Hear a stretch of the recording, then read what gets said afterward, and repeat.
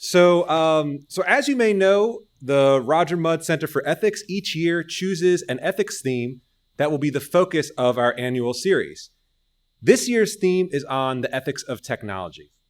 So far, we've had speakers who have addressed parental responsibility in the age of gene editing technologies, the role of artificial intelligence in the context of evolution and world history, and most recently, a talk on robots that are programmed to deceive. Today's talk is on the issue of privacy in the digital age. There are perhaps few, if any, core societal values that have been more challenged in the 21st century than privacy. There are also few, if any, scholars and theoreticians who have done more to help us understand privacy in the data and information age than today's speaker, Professor Helen Nissenbaum. We are extremely honored, grateful, and excited to have her with us today. Helen Nissenbaum is Professor of Information Science at Cornell Tech. Her work spans societal, ethical, and political dimensions of information technology and digital media. Professor Nissenbaum's books include Obfuscation, A User's Guide for Privacy and Protest, Values at Play in Digital Games, and Privacy in Context, Technology, Policy, and the Integrity of Social Life. Grants from the National Science Foundation, Air Force Office of Scientific Research, Ford Foundation, the U.S. Department of Health and Human Services Office of the National Coordinator, and a Defense Advanced Research Projects Agency have supported her research. Recipient of the 2014 Barwise Prize of the American Philosophical Association, Professor Nissenbaum has contributed to privacy-enhancing software, including TrackMeNot for protecting against profiling based on web search, and Ad Nauseam, protecting against profiling based on ad clicks. Both are free and freely available. So without further ado, please welcome Professor Helen Nissenbaum. Thank you very much, Jeremy. I also want to say how, firstly, delightful I am to be here. Thanks for inviting me. And also, it's actually wonderful to learn about Jeremy's work, because sometimes having worked on privacy for so many years, I'm like, when we need to see the next generation of privacy scholars and advocates, and you're very lucky that you have Jeremy here doing that and teaching you about privacy. All right, so I have a fair bit that I'm going to try and go through, and a little uncertain of the timing. So here's the overview of the talk. Part one, it's a simple overview. Part one, the regulatory dodge. I'm going to describe it, and hopefully you'll be shocked and amazed by it. Part two, I'll discuss my theory of privacy as contextual integrity. And then in a brief conclusion, I'll juxtapose those two things together. Now, the way I'll go through the presentation is there'll be some high-level claims, and then at times I'm going to dive into the weeds, and hopefully you'll follow along both of them. But I want to be the points that I want to be sure that you'll grasp. I'll try and emphasize those so that you would be able to see the arguments that I'm trying to make. So let's start already with part one, which is the regulatory dodge. And I want to say that this is a term that I've used. I started using it a few years ago. I haven't written anything on it, but as I was working on this lecture, I thought to myself, this is really important. Not that, this is really important work, but rather what's going on with technology and what I've called the regulatory dodge is really important, and people, in my view, are not paying attention. There are some who are paying attention. And so, writing this lecture, working on this lecture has enabled me to start thinking more rigorously, and I would welcome your feedback because the ideas are not really fully formed. So here goes. What do we mean what are the origins of oh, okay, so let's start, the origins of privacy regulation in the information, data, or digital age. Some people will argue that privacy just emerged in 1895 with Warren and Brandeis' lecture on the right to privacy. I don't think so. As long as people live together, privacy, as I understand it, has always been a value. But in 1965, there was a proposal in the US to merge all the increasing numbers of computerized databases that existed. Now, people didn't have laptops. We're talking about computers that filled huge rooms, and it was typically large institutions like hospitals and banks and government agencies that had them, but they had them all over the show, and this proposal was, the National Research Council in 1960, why don't we just merge them all together? And this caused a major outcry, and totalitarianism was floated, and we were looking to the Soviet totalitarian state and so forth, and 1984, we didn't want any of that. So the Secretary of Health, Education, and Welfare created a committee that was going to look at computerized systems, just generally, information.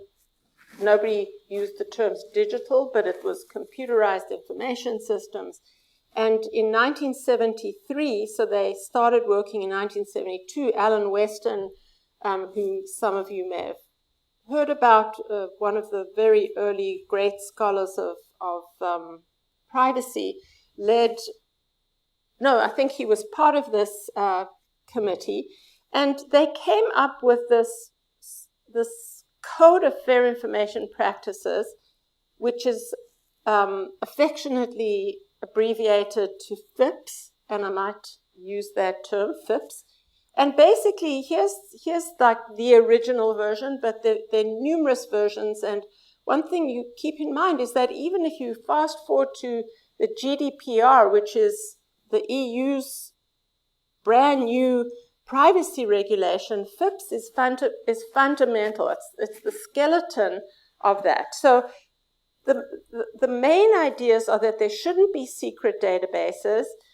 People should know what about them is in the databases and how the data or information is being. By the way, I use data and information without any distinction. There are people who carefully think there's a hierarchy and so forth. I don't buy that, so I'll just use those terms interchangeably. There has to be a purpose for the collection of the data, that there's a purpose that has to be specified, and the use of that data has to be limited by that purpose. So you can't collect for one purpose and then just go ahead and use it for some other purpose. People have a right to correct and amend the data that institutions hold about them, and institutions have an obligation to keep the systems secure and reliable. So those are the basic ideas. And in 1974, there was a Privacy Act passed. Tragically, some of us think that applied only to government agencies, but not to anybody else. Now, underneath this Code of Fair Information Practices, and what's interesting is that although it was labeled as a privacy, as articulating rights to privacy, the code was for fair information practices, because the idea was that the party that's gathering the data has greater power than those who are the data subjects. And so the terms that this committee used was leveling the playing field, and they held fast to the idea of privacy as a right to control information about ourselves. And that is probably the dominant way that people think about privacy today. I think that that's a problem, and when I talk about contextual integrity, I'll explain. And now, because it was the Privacy Act of 1974 was limited only to government. What are we experiencing today when you go online, when you use an app, when you use a device, when you go anywhere, is a privacy policy. And this approach is called notice and choice.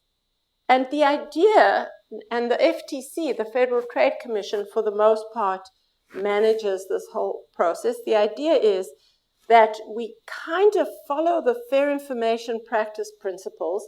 We tell people, if you look at how many people have ever read a privacy policy, all the way through. She's like shakes her head. No, that much boredom I cannot handle.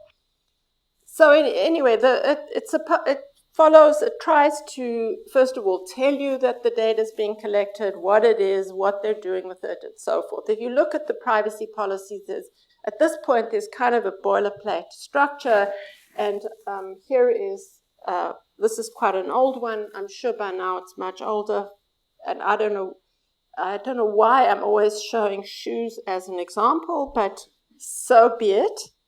Here was Google's privacy and terms of service.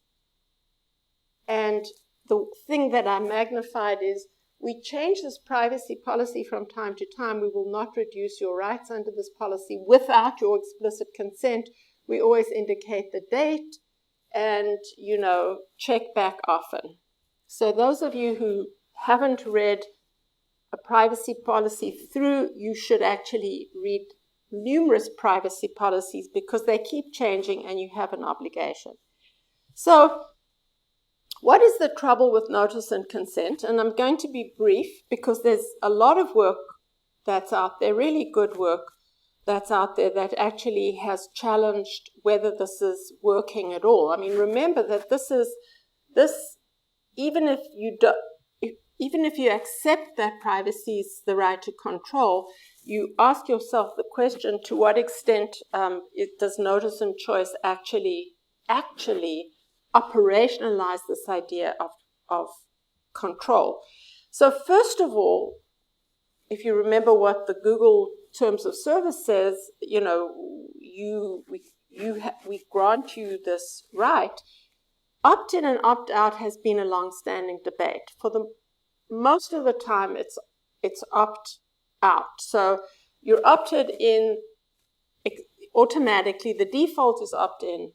And the statistics are very clear that people will generally not opt out, and also it's a hassle, and also. So that is an issue around which there's a lot of disagreement. GDPR tries to change it. Unsuccessfully, I might add. How many people, you got this pop-up, we use cookies, click here if you don't, and you're like, what happens if I click or don't click? Nobody. Okay. So what are the troubles with notice? Those privacy policies, they're not read. I mean, the statistic, this is typical. I've only read them because I teach them in my courses, and so I have to.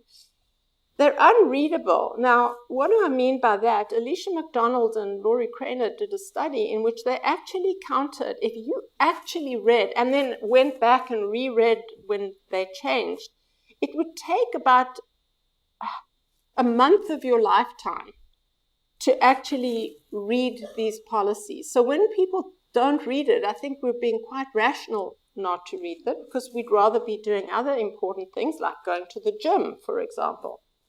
They're incomprehensible, and that's tested not only on non-experts, but this has been tested on experts.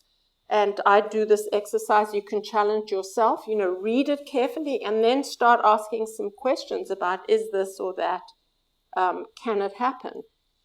Joe Turo thinks that they're so divergent, these policies, from what people expect, that they actually shouldn't be called privacy policies. They should just be called information policies.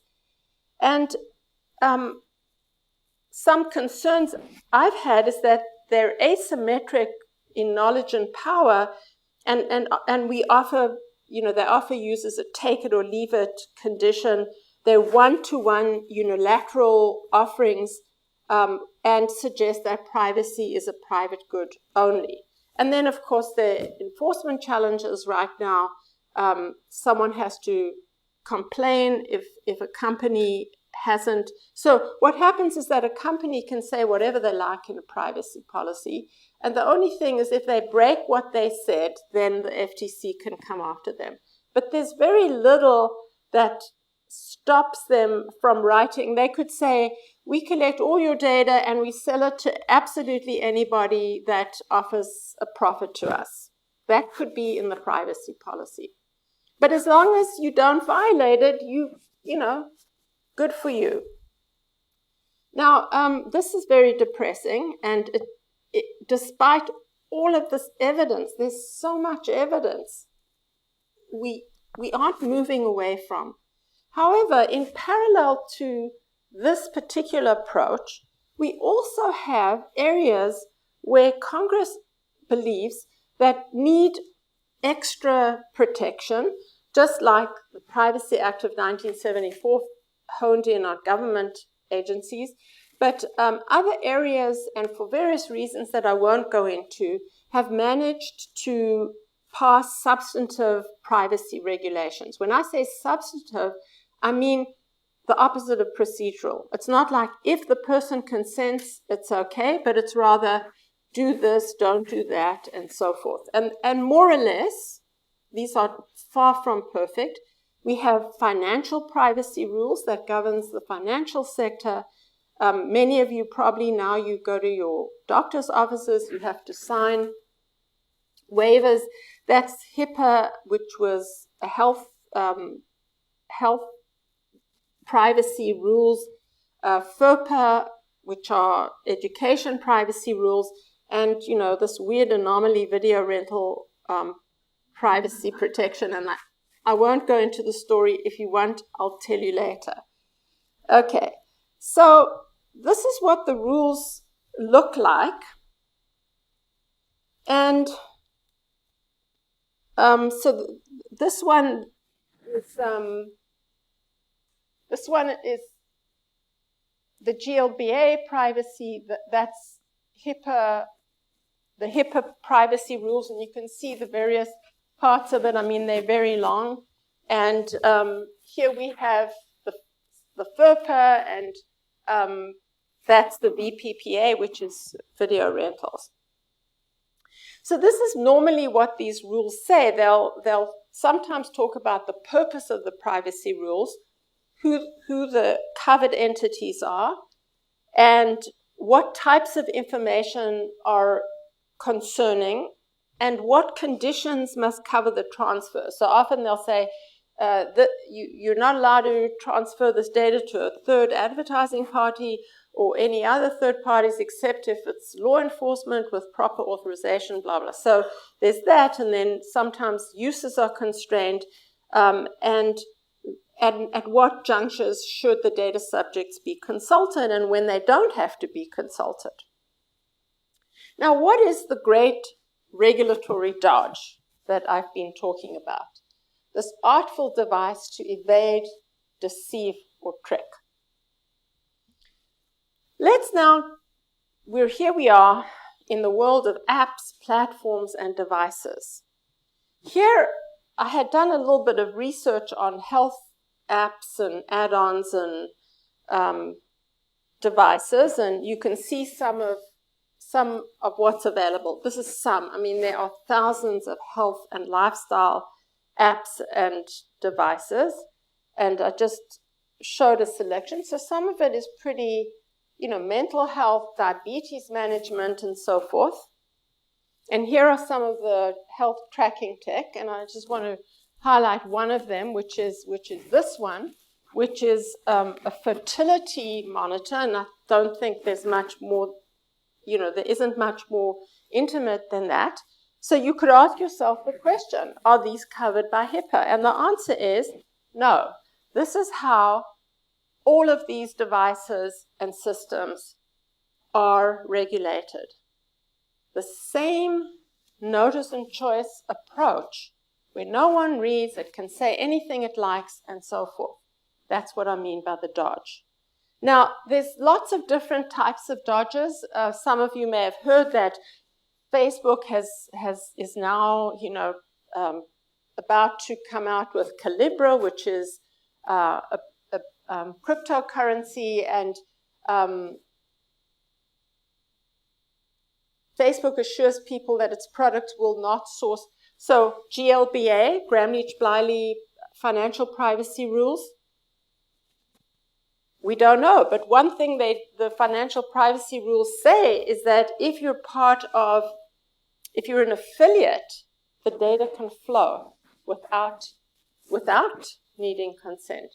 So warning. Okay. And then things like this, where you have strong professional codes, but now we have the direct-to-public legal apps. They're not covered by those codes, and there are people worrying about that particular situation. And then finally this.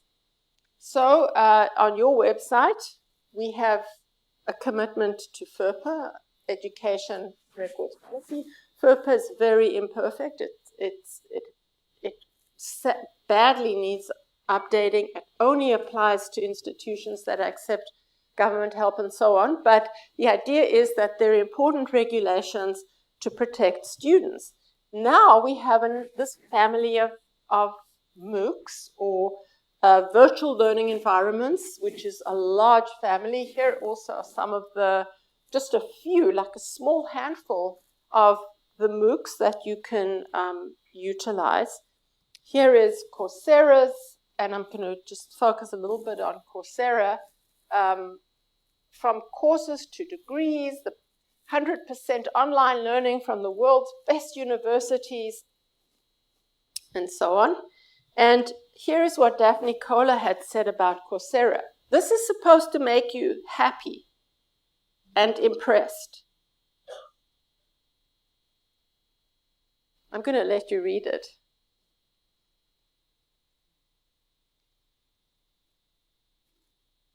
Okay, now, question, FERPA or FIPS? This is education, works with universities, nice happy pictures of students. See? Education, top universities. Answer, here it is. The privacy policy, and like almost, I haven't seen one recently that doesn't say about changes. We review, we change, we'll notify you. How? We'll post the notice on our site. Check back, because things could have changed. So that's the regulatory dodge. We have regulation for sectors, but many of the online providers or mobile providers are offering services where they present themselves not as subject to those particular regulations. And that's what I've called the dodge. Part 2 is now privacy is contextual. So just hold that thought. And I want to talk a little bit about the theory of privacy as contextual integrity, which I have a book and lots of papers where I'm trying to develop it and apply it. It continues to be a work in progress. It was stimulated by these families of technologies, and I keep adding to the list. It wasn't as a philosopher trying to understand the concept of privacy, but it's trying to understand all of these technologies that have been emerging, as Jeremy had mentioned, raise this concern about privacy. People freak out, they protest. And the question I was interested in is, what is it about what these technologies are doing that causes people to respond in this particular way? And that's how I developed the theory of contextual integrity, which is the way I'm going to go through it with you is by detailing the 4 key ideas of this theory. And when I go through these ideas, one of the ways that I'll reveal them to you is by distinguishing that each of the ideas respectively from some of the more commonly expressed theories of privacy. So the first of these is that privacy or contextual integrity is about appropriate flow of information. And this is important because particularly in the computer science community, you would hear computer scientists talk about, oh, the leaking of data. You give up your privacy for some utility. And this is really important because whenever you hear that from now on, everybody in this room, whenever you see someone say that, you must immediately say, are you giving up privacy or are you sharing information? Because not all flows of information compromise privacy. The idea is that sharing, flowing of information is a good thing. It's a positive thing for society. We wouldn't want to valorize something like privacy if it meant secrecy. It means, so the first claim is appropriate flow. What we're after is appropriate flow, and pushes back against this idea of privacy as secrecy. Now, naturally, you would want to say what is appropriate flow, and then the rest of the theory is trying to do that. I haven't miscounted, even though it's 1, 2, 4, because there will be a 3, but 4 is the final key idea, and I'm going to spend a little bit of time with 2. So appropriate flow is flow that conforms with norms or rules. And the idea is that we have expectations of how information will flow. And what happens with technology is it disrupts these expectations.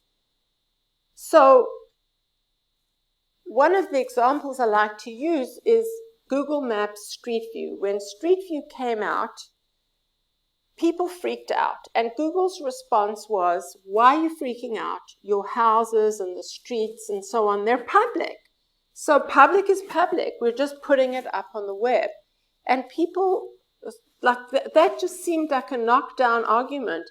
What contextual integrity would say is that there was a significant disruption of flow, and people were shocked, and their response was protest. Because we have these expectations. Now, a little bit further with contextual integrity is a theory of society, which is that it's not just undifferentiated social space, but that society is constructed of social domains or social realms. Not my idea. Some of you here have read social philosophy or theories of sociology. Even in the legal domain, we have different types of law. You have commercial law, you may have health law, you may have family law. And these all communicate that we have different sectors. So at the base of contextual integrity is context, social contexts. And contexts are social spheres. They're defined by purposes and goals. What's the goal of the healthcare context? This is a very actually challenging. What's the goal of education, and what are the values? So you might say in healthcare, it's to alleviate pain and so forth. And around that, the activities, the practices, the institutions, and the norms. And the norms that we care about here are the informational norms. These are the norms that govern flow of information. So when you have conformance with contextual informational norms, everybody's pretty much happy. Asterisk. And the structure of the informational norms, I'm not going to pause here for too long, is part of the theory, and this is the key idea number 3, which is that when you're trying to characterize norms, let's say you're studying or you want to express a rule or you're trying to map an existing flow, you need to identify the actors acting in contextual capacities. So subject of the information, the sender of the information, and the recipient of the information. And often the sender and the subject are the same, so that when you enter your physician's office, the physician asks you, tell me about your experiences, and you say, well, my knee's really sore when I bend it, blah, blah, blah. So you are you're the subject and the physician's the recipient. Information type is the complaints, and the transmission principle are the constraints or conditions under which the information flows. And I hope in the meanwhile you've been reading all the bottom stuff, because I wanted to, just give you an idea of different kinds of contexts and the different values for these parameters, because I'm not going to go through everything on the slide. Now, what's important here is that all the parameters matter. When I show you just these intuitive sentences, like a citizen of the United States is obliged to reveal gross annual income to the Internal Revenue Service under conditions of confidentiality except as required by law. That is a rule. And by the way, I use the term rule or norm. I had been talking about contextual integrity to computer scientists, and finally a good friend said, yeah, this is all very promising. What's a norm? So because computer scientists use the term in a different way.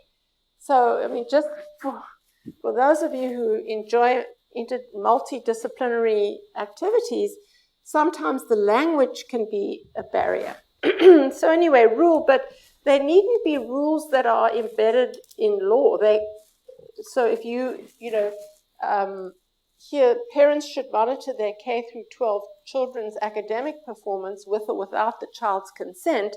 I don't know that there's a law, not really, but it's an expectation, and parents who don't are maybe considered as not doing what they should do, but it's more some assumptions that we have very culturally specific and so on in a job interview.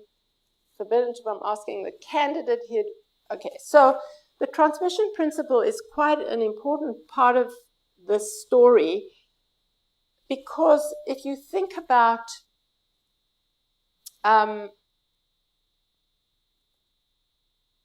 say police entering a house, we require that they have a warrant.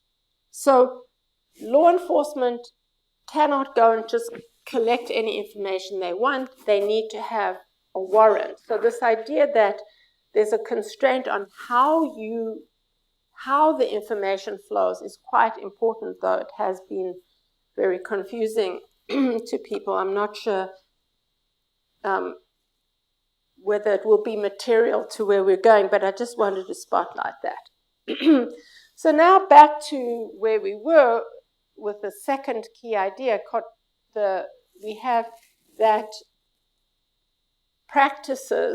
information practices must conform with these contextual informational norms.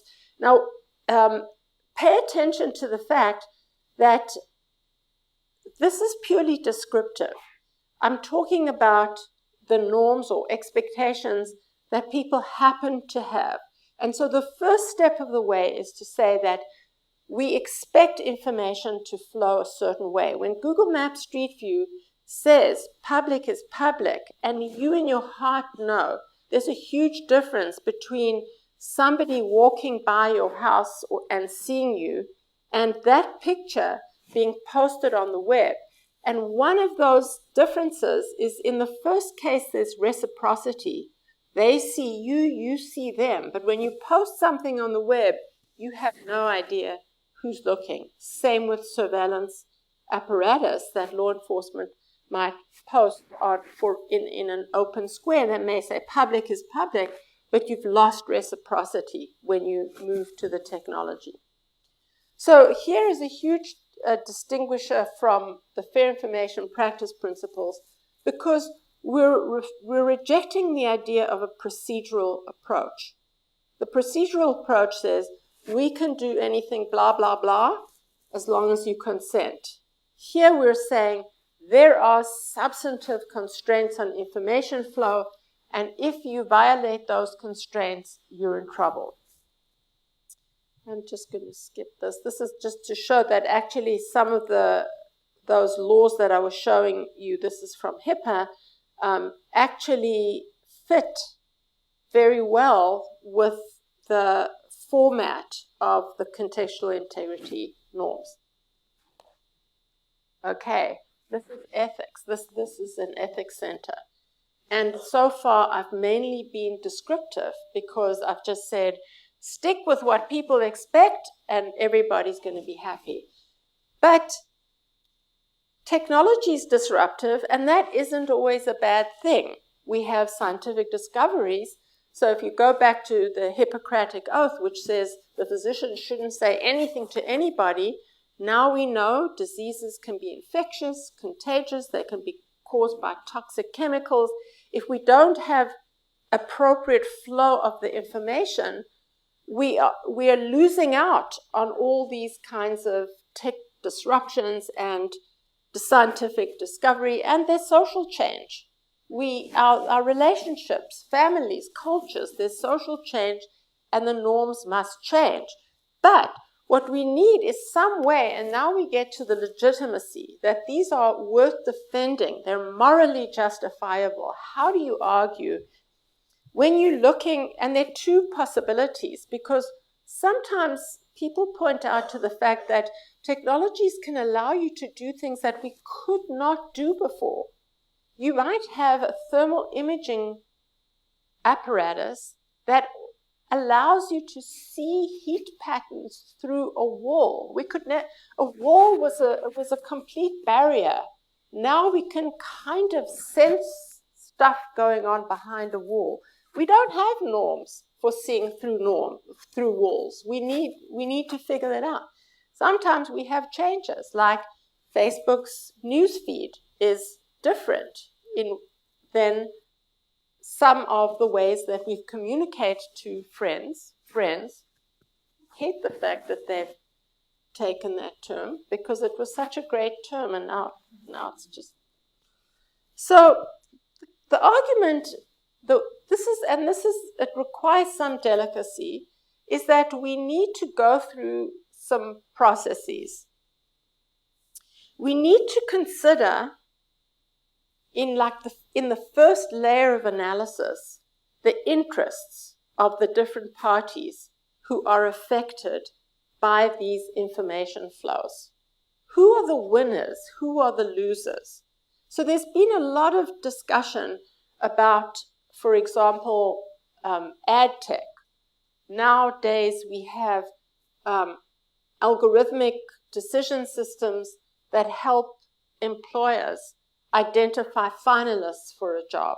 We have so many different systems, and in the rush to automation, many people are concerned that the error rates are actually higher for some groups of people over others. Only some, and I'm sure you've been reading racial disparities, gender disparities. And so we ask, when you institute a certain scheme, who are the winners and who are the losers? And that's what we mean by interests and preferences of the affected parties. And in this way, contextual integrity asks us to take individuals into consideration. So when a company knows a lot about you and decides to serve you ads that it knows you would be vulnerable to, or they can manipulate you based on what they know about you, then we can see this power imbalance has a deleterious impact because companies know a lot about us and they formulate profiles and so forth. I mean, this is very sophisticated. It can be even things like, many of you may have read about data breaches because it's cheap to store data and companies never want to throw data out. But what happens is that it's very hard to secure the data, and there are breaches constantly. The breaches are, we don't have a law at the moment. It's very difficult for an individual to show that they've been harmed through a data breach. And so at the moment, the parties who are bearing the greatest burden are the individuals. So it's just that kind of analysis. Interests and preferences. This is not uncommon in the policy domain to do this kind of interest-based analysis. Second are these issues of ethical and political principles. And I talked about inequality, bias, injustice, fairness, and so on. So there's a huge, I think, a very large and rich literature in the privacy community looking at things like freedom of speech or freedom of choice. If people are watching over you, you may be concerned about what you say and so forth. So there are values that are protected by privacy. And this is a societal consideration.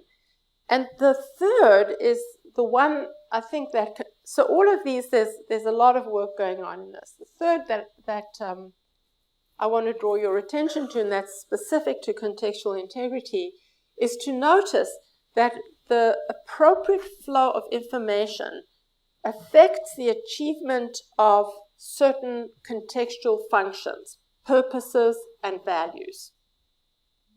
And let me just say what I mean. If we're now going back to what it is that defines a context. Contexts are oriented around values and purposes. So here are just some, back of the envelope.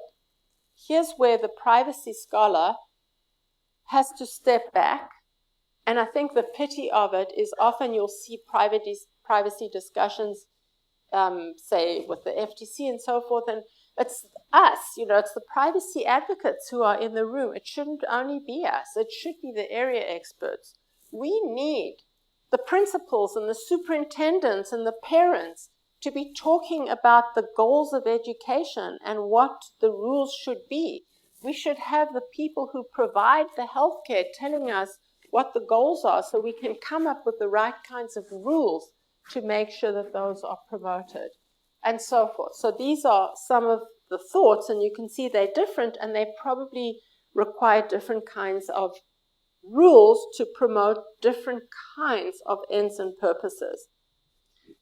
Now, this is a really random, because I've heard so many people talk about Facebook and Cambridge Analytica, and always, even in really high-quality news outlets, I consider NPR to be one of those, or the New York Times, they would say, oh, isn't it a shame that Facebook shared information with Cambridge Analytica without your permission? Now, without your permission, you've just told me that you don't read privacy policies.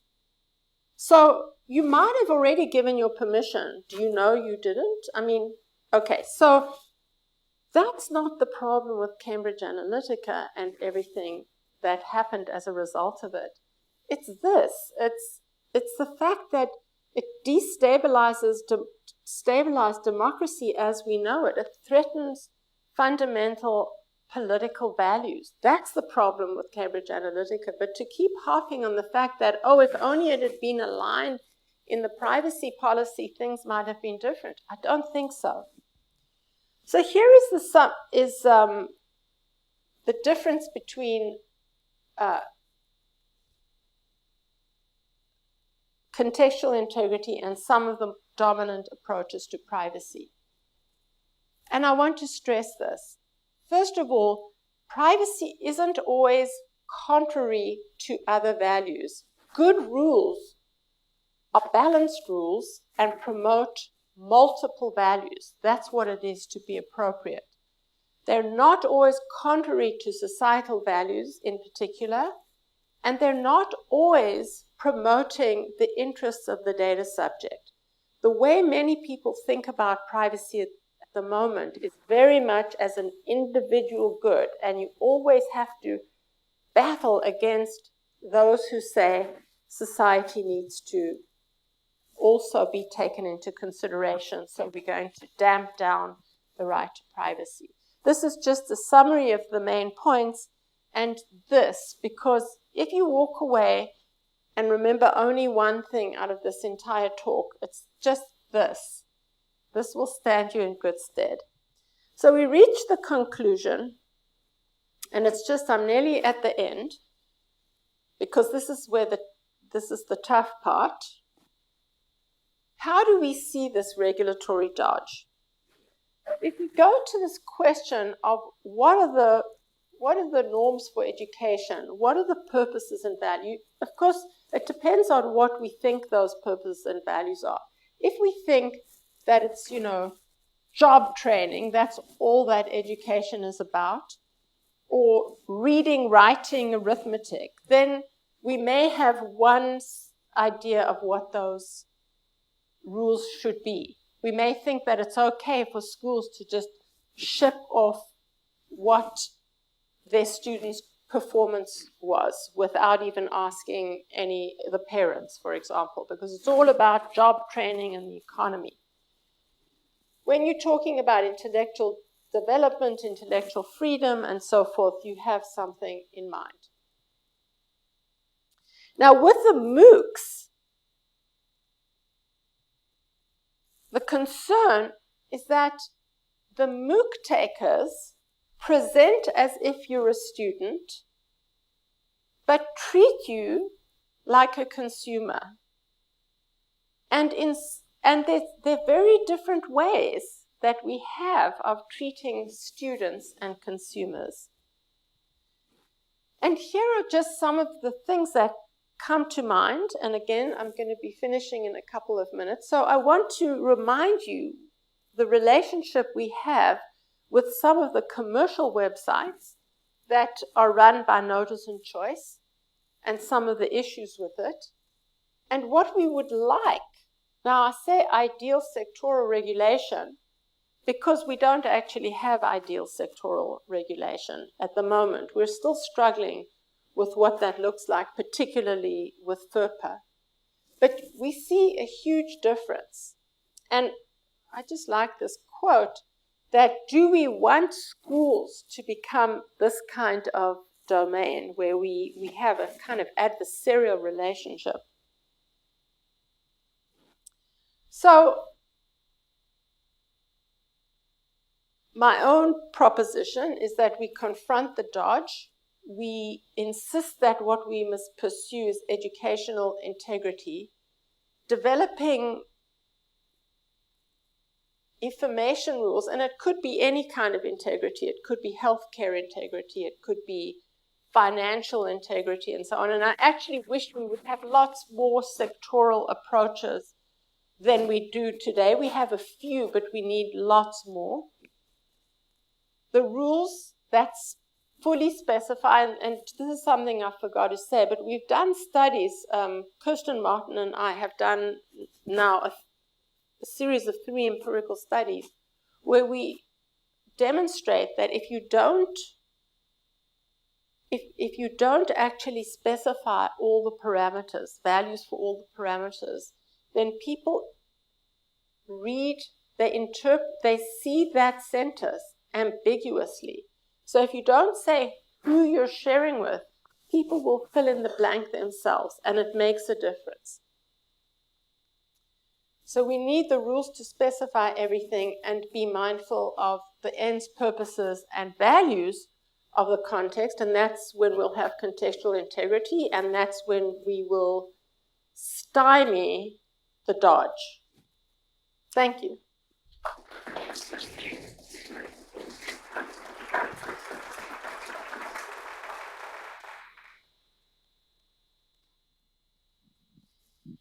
Thank you so much for the talk. I was wondering what happens on your account of contextual integrity when the expectations have changed and solidified around something that is suboptimal with respect to the goals and values. Yeah. Right. And so for example, lots of people my age or older complain that millennials don't have any expectation of privacy anymore, right? And so the things that are happening kind of aren't contrary to those expectations. And do you have any thoughts on that? Yeah. No, that's a great question. I don't agree with that. First of all, I don't think that millennials don't have expectations of privacy. They have different expectations of privacy, and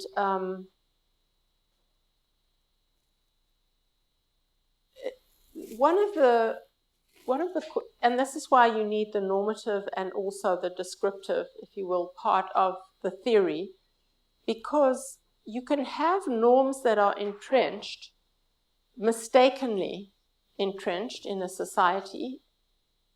For example, we've had certain gender roles entrenched in society, and as we change the structure of society, we start to see that those norms are problematic and norms change. Sometimes, so what the recommendation from the perspective of contextual integrity is that we need to be performing these analyses in earnest, and if we are going to pass regulation, we need to have an understanding of the consequences of. So I would argue that a lot of what we see, because there's this thing called the privacy paradox, where the claim is that people will say, yeah, we love privacy, but then they'll do all sorts of things that suggest the opposite. There are many reasons, but one of the reasons is that people have no clue what is happening and what the consequences of their activities are. And a lot of the behaviors we're seeing are that. So I think it's education, it's the other shoe, seeing the other shoe drop, and then sometimes it's us to say, well, why were we being so uptight about this or that? But at the core of it is this ethical analysis that needs to be done. Thank you. So I have two questions that have nothing to do with each other. But the first is GDPR. Is it a good thing, and will the U.S. ever adopt it? I hear Canada may. So that's one. And the other is, in my opinion, there's a lot of confusion in the public about security versus privacy. And security versus privacy. Oh, mm-hmm. That they're really, it's a relationship that goes hand in hand. And you can have too much security, which reduces privacy, but you cannot have privacy without security, at least in the information system. So I'm just curious about your thoughts on that and whether that's accurate. The second point about security and privacy, I agree, and often, especially in the early computer literature, computer science literature on privacy, often they would be talking about security when in fact they would be using the term privacy when in fact they meant security, and that may be the root of this idea in computer science that privacy and secrecy are the same thing, because you'd have that model of Alice and Bob, and the whole point was that Alice and Bob should be able to have a conversation with one another and not have eavesdrop. And that is security. It's also privacy, but it's in some sense, under some conditions, but it's mainly this question of strong encryption and so forth. So yes, I don't know what to say. For me, it would like case by case. What's the key thing? The question about GDPR is interesting. Of course, the US is never going to adopt anything that was made in Europe. I'm sorry. But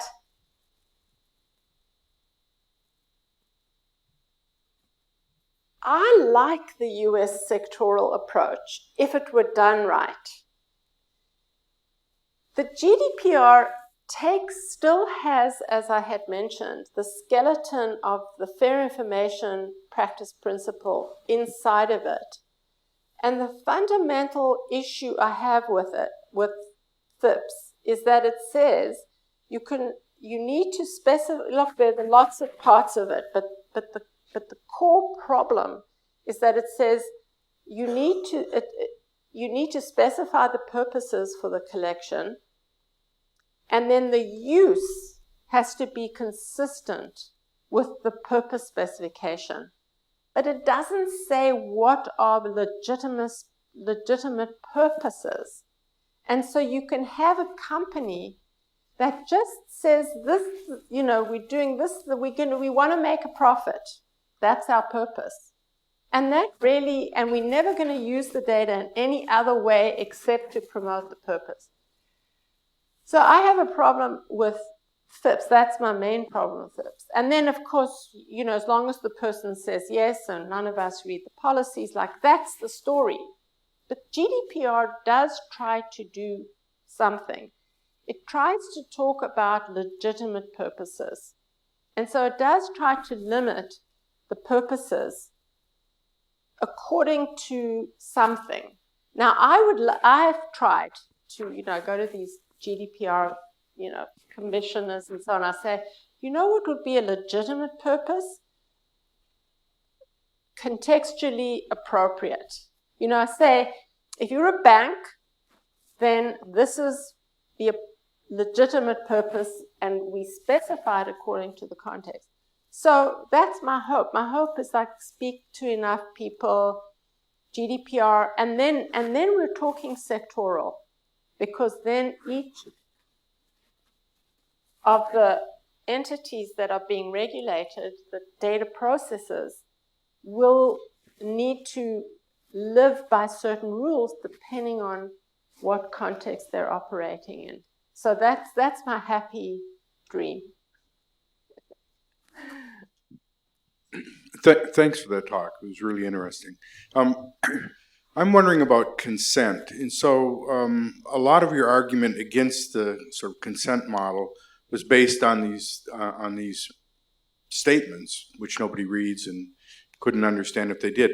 But there are a lot of other ways to approach consent, right? Mm-hmm. So in a healthcare context, when you consent to a medical procedure, it's thoroughly explained and you have to sign. And so maybe I got the wrong impression, but do you want to throw consent out the door altogether, or is there a place for it? There's definitely a place for it. And in one of the articles that I wrote a few years ago, I looked at some of the informed consent literature, particularly in the biomedical domain. And what I realized is, there are two things. First of all, just in the structure of contextual integrity, consent is one of the transmission principles. So there are times where the flow of information needs consent. So it definitely has a role. And even, when you're talking with friends and it's consensual, the flow of information is consensual, whereas when you're filing your tax return, you're being compelled to provide certain information. However, coming back to the question of consent, the notice and choice regime tries to put everything into this privacy policy and then says you've consented. When you go and you're about to have surgery, let's say you're having heart surgery, I'll bet you that the doctor didn't say to you, I'm just saying, do you want silicone tubing or rubber tubing? If you were going to consent to everything, they would ask you those questions. And do you want to be operated by someone, he's really good, he doesn't have a medical degree, but he's really great with his hands, So there's a whole set of regulations that society has put in place so that when you're consenting, you can rely on this whole web of confidence that's built. But with information flows, we don't have anything. Once we have those, then I think consent will continue to play an important role. Yeah, great challenge. Yes, thanks very much for your talk. I have a question about the normative analysis, and in particular, the role of the social and political and cultural values in that analysis, and wondering how your view is going to deal with the fact that different societies, of course, might have quite different political and social and cultural values, and yet a lot of these platforms, of course, are transnational. And so do you have thoughts about, again, cultural relativism versus, objective norms, and have you thought through some of those issues? I mean, that was often given, and there's a chapter in my book when I'm looking at this exact question. Because some of the antagonists of strong privacy would say privacy is not a human right, because if you look across different cultures, they're vastly different norms. From the point of view of contextual integrity, actually, that observation makes a lot of sense, because if you consider that the norms of flow emerge from social structure, then you would expect the norms to be different.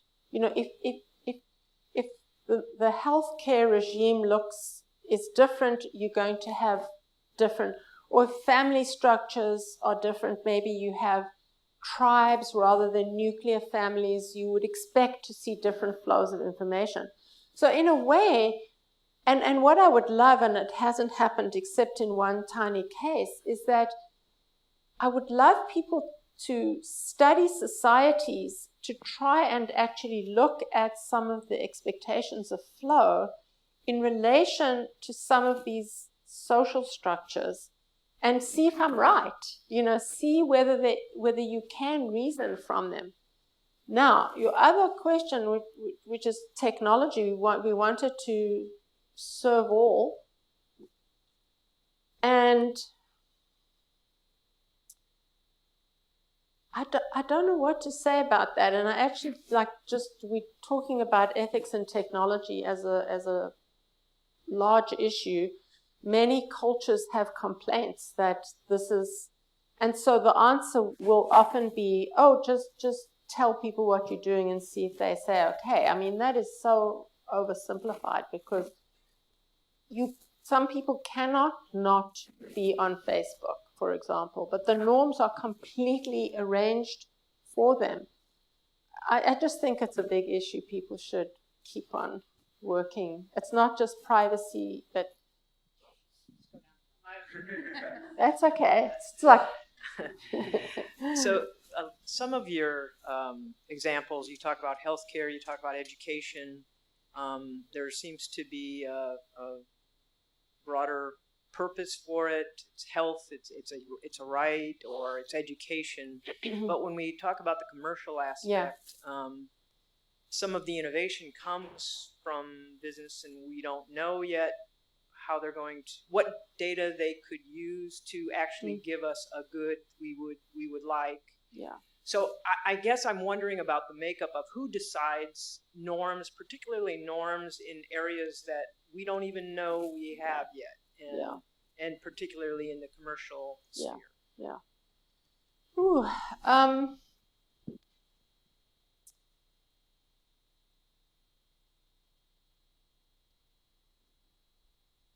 So I often don't touch on the commercial sphere just because I don't really know very much about it. Like I assume my colleague, so Kirsten Martin is an ethicist in the George Washington Business School, and we work a lot together, and she's interested in trust.